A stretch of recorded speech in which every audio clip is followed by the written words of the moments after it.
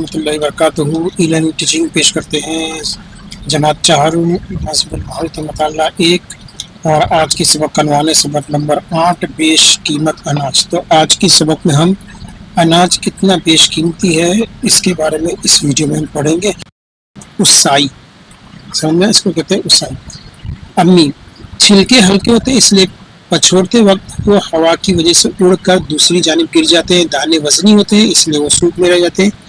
پچھوڑتے وقت ہوا کا استعمال کر کے دانے اور چھلکے الگ کر سکتے ہیں۔ اب آگے سنو، میرے والد گاہنے اور اسائی کا کام مشین کے ذریعے کرتے ہیں۔ یعنی ابھی ہم نے اس مونگ پھلی کو ہاتھ سے چھل کے دیکھا اور ایک تھیلی میں ڈال کے اس کو لکڑی سے مار کے یہ دیکھا، لیکن اب جو ہے اس طریقے سے نہیں کیا جاتا ہے۔ پہلے کیا کرتے تھے، فصلوں کو پکڑ کے جو ہے وہ دیوار پہ پٹکا جاتا تھا۔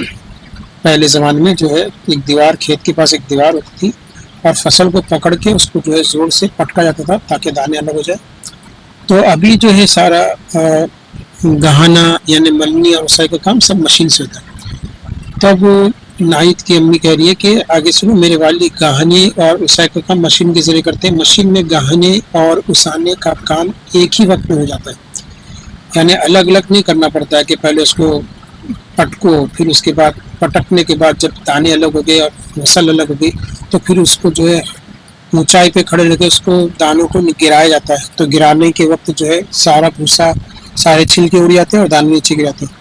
تو پہلے یہ کیا جاتا تھا، لیکن ابھی جو ہے مشین کے ذریعے کٹائی بھی ہو جاتی ہے اور گہانا بھی ہو جاتا ہے اور اسائی بھی ہو جاتا ہے۔ کٹائی کیے ہوئے بھٹے مشین میں ڈالتے ہیں، دانے الگ ہو کر مشین کو باندھے ہوئے تھیلی میں جمع ہوتے ہیں۔ تو کیا کرتے ہیں، مشین میں گہانے اسانے کا دونوں کا کام ایک ساتھ ہوتا ہے۔ بھٹے کو مشین میں ڈال دیے، دانے الگ ہوتے ہیں مشین میں اور دانے سب تھیلی میں جمع ہوتے ہیں۔ بھٹے میں موجود بھوسا اور دوسرا کچرا دور جا گرتا ہے، لیکن جب مشین نہ تھی تب گہانے کے لیے بیلوں کی مدد لینی پڑتی تھی۔ اسائی کے لیے کسی قدر اونچی جگہ پر کھڑے رہتے ہیں۔ گہانا کیا ہوا اناج سوکھ کے ذریعے زمین پر چھوڑتے ہیں، ہوا کی وجہ سے بھوسا اور کچرا دور جا گرتا ہے، جس سے میں نے بھی آپ کو پہلے بتایا۔ باجرے کے دانے قریب ہی گرتے ہیں اور ان کا ڈھیر لگ جاتا ہے۔ مشین کے ذریعے کیے ہوئے کام جلدی ہو جاتے ہیں، لیکن محنت اور خرچ تو کرنا ہی پڑتا ہے۔ تو مشین کے ذریعے تو اس میں بھی محنت کرنا پڑتا ہے، اس کے لیے بھی خرچ کرنا پڑتا ہے۔ اب سوال آپ سے پوچھ رہے ہیں، کیا آپ جانتے ہیں مشین نہ ہو تو گہانے کے لیے بیلوں کا استعمال کرتے ہیں؟ یعنی اب ہر کسان کے پاس ایسی مشینیں نہیں ہیں کہ وہ گہانے کا اور اسائی کا دونوں کام ایک ساتھ کر دے۔ کچھ کسان کے پاس ہوتی ہے لیکن کچھ کسانوں کے پاس نہیں ہوتی، تو وہ لوگ کیا کریں گے؟ تو وہ لوگ کیا کرتے ہیں، جیسا بھی آپ تصویر میں دیکھ رہے ہیں کہ ایک پیڑ کے پاس بیل کو جو ہے باندھ دیے اور چاروں طرف جو بھٹا رکھ دیے۔ اب یہ بیل جو ہے اس بھٹے کے پر چلے گا تو اس کے وزن سے جو بھٹے کے دانے سب الگ ہو جائیں گے، اور اس کے بعد پھر اونچائی پہ کھڑے رکھیں، جب اس کو نیچے گرائیں گے دانے کو تو اس میں کا بھوسا ہوا سے اڑ جائے گا اور سارے دانے ایک جگہ اکٹھا ہو جائیں گے۔ تو چلیے ہم دیکھتے ہیں، مشین نہ ہو تو گہانے کے لیے بیلوں کا استعمال کرتے ہیں۔ کھیت پہ اس کے لیے ایک گول جگہ تیار کرتے ہیں، اس کو کھلیان کہتے ہیں۔ اس کے مرکز میں ایک کھوٹا گاڑتے ہیں، کھوٹا لگا دیتے ہیں، اس سے بیل باندھتے ہیں۔ بیل اس کھوٹے کے اطراف گول گول گھومتے ہیں، بھٹوں کو اس طرح رکھتے ہیں کہ وہ بیلوں کے پیروں کے نیچے آئے۔ بیل بھٹوں پر چلنے لگتے ہیں، ان کے وزن سے بھٹے سے دانے باہر آتے ہیں۔ فصل زیادہ مقدار میں ہو تو بڑا کھلیان یعنی بڑا دالان تیار کرتے ہیں۔ ایک ہی وقت میں 2 یا زیادہ بیل لگا کر ملنی کرتے ہیں۔ ملنی کئی دن تک جاری رہتی ہے، یہ کام بیلوں کے لیے بھی محنت کا ہے۔ تو دیکھیے، اگر مشین نہیں ہے تو بیلوں کے پیروں سے جو ہے یہ بھٹوں کو کچلا جاتا ہے۔ تو اگر کم ہے تو ایک بیل نہیں، اگر 2 ہے، اگر زیادہ ہے بھٹے تو پھر 2 بیلوں کو باندھا جاتا ہے اور دونوں بیل گھومتے رہتے ہیں اور یہ بھٹے ان کے پیروں کے نیچے آتے ہیں۔ تو پیر کے نیچے آنے کے بعد بھٹوں سے دانے باہر ہو جاتے ہیں۔ پھر اس کے بعد جو ہے وہی طریقہ جو بتایا اوپر اسائی کے لیے، اونچی جگہ پر کھڑے رکھے، پھر اس کو گرایا جاتا ہے اور سارا بھوسا اڑ جاتا ہے اور بھٹے کے دانے ایک جگہ الگ ہو جاتے ہیں۔ اسائی کے بعد حاصل شدہ اناج تھیلوں میں بھر کر رکھتے ہیں، کیڑے نہ لگے، چوہے پھوس اس کو برباد نہ کرے، اس کے لیے مناسب احتیاط برتتے ہیں۔ یعنی اگر جو ہے فصل کو، بیج کو بونے سے لے کے گھاس کے اگنے سے لے کے پرندوں سے لے کر یہ سب کرتے ہوئے جب اناج پورا طرح ہمارے پاس آ گیا ہے، دانے پورے الگ ہو گئے، اس کو بورے میں بھر دیے، تو اس کے بعد بھی اس کو خطرہ، یعنی سب چیزیں ہو گئی اور اناج بورے میں بھر دیا گیا، اس کے بعد بھی اس اناج کو خطرہ ہے کیڑوں سے، چوہوں سے اور گھوس سے۔ تو ان کو کیڑے نہ کھائے، چوہے نہ برباد کرے، گھوس نہ کھائے، اس کی بھی بہت احتیاط کرنی پڑتی ہے۔ گھر میں ضرورت کی حد تک اناج رکھتے ہیں، بچے ہوئے تھیلے گاڑی میں بھر کر بازار میں بیچنے کے لیے جاتے ہیں۔ تو جتنا کسان کو چاہیے اتنا وہ اپنے گھر میں رکھ لیتا ہے، اس کے بعد جتنا بھی بچا ہوا اناج ہے وہ لے آ کر بازار میں بیچ دیا جاتا ہے، وہاں بیپاری اناج خریدتے ہیں، تب کسان کو اگائے ہوئے اناج کے پیسے ملتے ہیں۔ تو اتنی محنت کرنے کے بعد 6 مہینے لگتے ہیں کسان کو یہ سب کرنے میں۔ برسات کے موسم سے شروع کرتا ہے اور 6 مہینے کے بعد اس کو فصل ملتی ہے اور وہ پھر جا کر بیچتا ہے اور بیپاری اس کو خریدتے ہیں، اس کے بعد کسان کے ہاتھ میں پیسے آتے ہیں۔ پھر کہتا ہے عامر لیکن روٹی ابھی کہاں بنی؟ امی ارے روٹی کی کہانی یہیں ختم نہیں ہوتی ہے۔ اب بتاتی ہے کہ امی کی روٹی کی کہانی یہ ختم نہیں کیا، کسان نے اناج بیچ دیا، بیپاری نے خرید لیا اور کہانی ختم نہیں۔ بیپاری جو اناج خریدتے ہیں وہ سارے ملک میں بیچا جاتا ہے۔ بیپاری کیا کرتے ہیں، کسان سے جس دام میں لیتے ہیں اس دام سے زیادہ وہ لوگ دوسروں کو بیچتے ہیں۔ تو بیپاری اناج لے کے آتے ہیں، بہت سارا اناج ایک ساتھ خرید لیتے ہیں، ٹرک بھر بھر کے لے کے آتے ہیں اور پھر وہ ٹرک سے جو ہے مال جگہ جگہ ملک میں بیچا جاتا ہے اور وہ ٹرک اور مال گاڑی کے ذریعے ہر جگہ اناج جو ہے وہ پہنچا دیا جاتا ہے۔ اس کے لیے حمال اور ٹرک چلانے والوں کو محنت کرنی پڑتی ہے، یعنی جو اناج ہم کو مل رہا ہے وہ گاؤں سے شہر آتا ہے، تو اس کے لیے رات بھر ٹرک کے ڈرائیور اس اناج کو لے کے آتے ہیں اور وہ گونی جو بھر بھر کے اٹھانے کا کام ہے وہ حمال کرتا ہے، تو اس میں بھی محنت لگتی ہے۔ یعنی اناج اگانے سے لے کے بیچنے سے لے کے پھر شہر میں پہنچانے تک سب محنت کا کام ہے۔ اس کے علاوہ نقل و حمل کا خرچ بھی ہوتا ہے، یعنی کہ گاڑیاں جو ٹرک لے کے آتے ہیں اس ٹرک کا بھی خرچہ دینا پڑتا ہے۔ اب اناج کے تھیلے چھوٹے بیپاریوں کے پاس پہنچتے ہیں، پہلے تو کسان نے اناج اگایا، اس کے بعد بڑے بیپاری کو بیچا، بڑے بیپاری نے پھر سارے شہر میں پورے ملک میں بیچا، پھر وہاں کے جو دوسرے چھوٹے بیپاری تھے پھر وہ لوگ اناج خریدتے، ان کے پاس سے اناج ہم خریدتے ہیں، لوگ ان کے پاس سے اناج خریدتے، یعنی کہ اب جو ہم خرید رہے اناج وہ بنیا کی دکان سے خریدے، تو بنیا جو ہے وہ اناج بڑے بیپاری سے لے کے آتا۔ بڑا بیپاری کون؟ جس نے کسان سے اناج خریدا تھا۔ کسان سے اناج خریدنے والے جو ہمارے یہاں جو بنیا ہوتے ہیں کرانے کی دکان ہوتی ہے وہ جا کے کسان سے نہیں خریدتے، کسان سے بڑے بیپاری خریدتے ہیں، وہ لا کے شہر میں ہوتے ہیں اور شہر میں پھر یہ بنیا لوگ اپنی دکان میں لاتے ہیں اور پھر وہ لوگ اپنا فائدہ رکھ کے ہم کو بیچتے ہیں۔ تو جو ہم کو اناج مل رہا ہے اس میں بنیا کا فائدہ رہتا ہے، وہ اپنا پیسہ جو بھی اناج بیچ رہا ہے وہ اپنا فائدہ نکال کر بیچتا ہے اور بڑا بیپاری اپنا فائدہ نکال کر بنیا کو بیچتا ہے۔ تو اس طرح سے یہ اناج ہم تک آنے تک تھوڑا مہنگا ہو جاتا ہے۔ اب اناج کے تھیلے چھوٹے بیپاریوں کے پاس جاتے ہیں، ان لوگ کے پاس سے اناج خریدتے ہیں، وہ چنتے صاف کرتے ہیں، اس کا آٹا پسواتے ہیں، پھر کھانا پکاتے وقت آٹے گونتے ہیں، آٹا گوننے کا تو اس کی روٹی بنا کر سیکتے ہیں، ایندھن کے لیے بھی خرچ ہوتا ہے۔ تو ہم جا کر بیپاری سے وہ چھوٹے بیپاری سے لیتے ہیں، پھر اس کو چنتے ہیں، اس کو صاف کرتے ہیں، اس کا پھر اناج کا ہم آٹا پسواتے ہیں، پھر کھانا پکانے کے وقت آٹے کو گونتے ہیں، پھر اس کی روٹی بناتے ہیں۔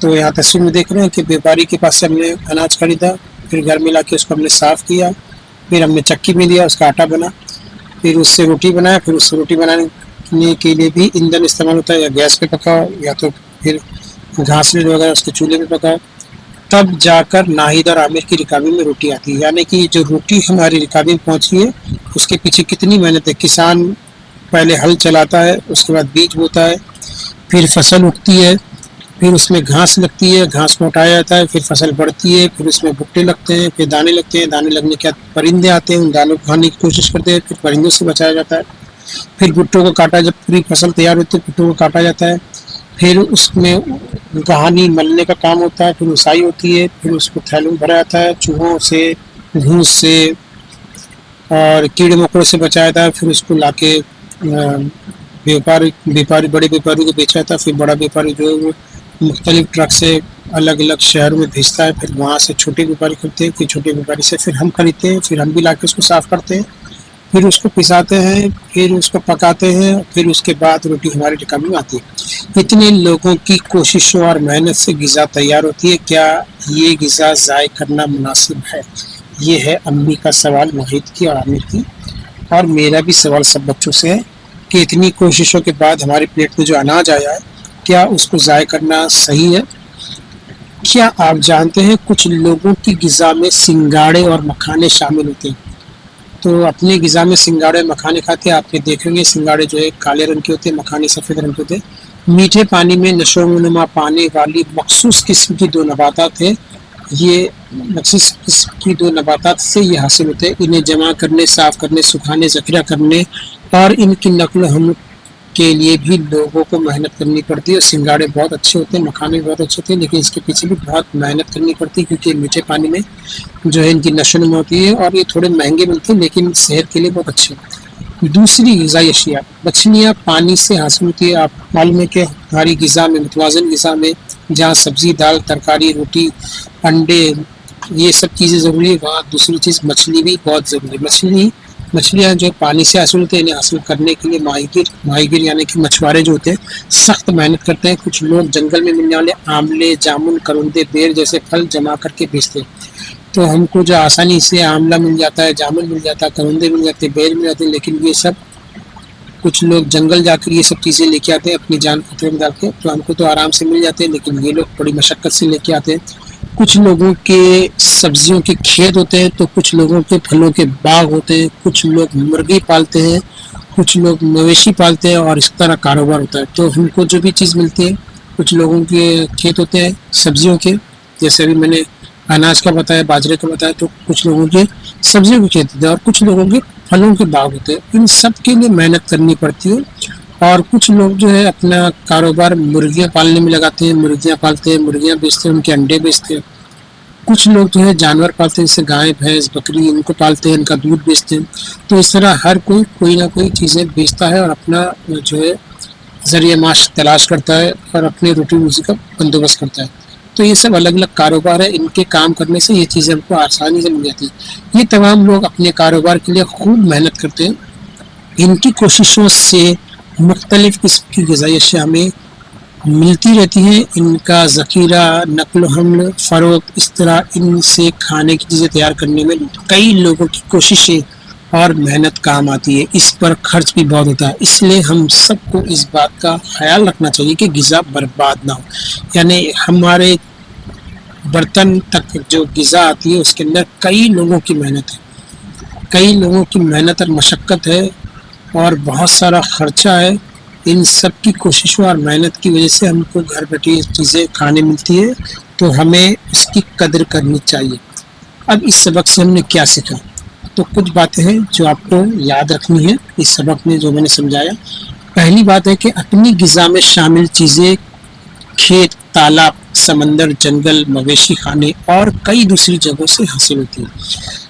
دوسرا پوائنٹ ہے اناج کی فصل کے لیے کھیت کی تیاری سے لے کر تھیلوں میں بھر کر گودام میں ذخیرہ کرنے تک ان گنت کام کرنے پڑتے ہیں. کٹائی، ملنی، اسائی ان میں سے چند کام ہے.